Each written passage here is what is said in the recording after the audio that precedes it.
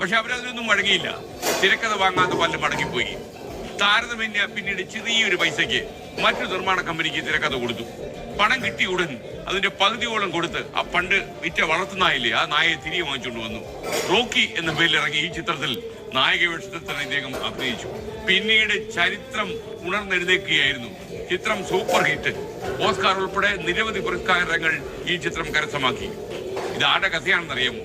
ലോക പ്രശസ്തനായി മാറിയ അമേരിക്കൻ നടൻ സിൽവസ്റ്റർ സ്റ്റാലോണിന്റെ ജീവിത കഥയാണിത്. പ്രിയപ്പെട്ട പ്രേക്ഷകരെ, നിങ്ങൾ ഒന്നിച്ച് ഓർക്കുക. ജീവിതം മാറി മറിയാൻ ഒരു ഒറ്റ നിമിഷം മതി. ആ ഒരു നിമിഷം കൊണ്ട് ചിലപ്പോ നിങ്ങളുടെ ജീവിതമേ ആട്ടപടലം മാറിയെന്ന് വരും. കാരണം അതാണ് ജീവിതത്തിന്റെ ഒരു പ്രത്യേകത എന്ന് പറയുന്നത്. നമുക്ക് ഏറ്റവും പ്രധാനപ്പെട്ട കാര്യം, നമ്മളെ ആത്മവിശ്വാസം കെട്ടുപോകുന്നു എന്ന സമയത്ത് എന്തെങ്കിലും ശ്രദ്ധ മാറ്റാൻ വേണ്ടി എന്തെങ്കിലും കാര്യം ചെയ്യുക.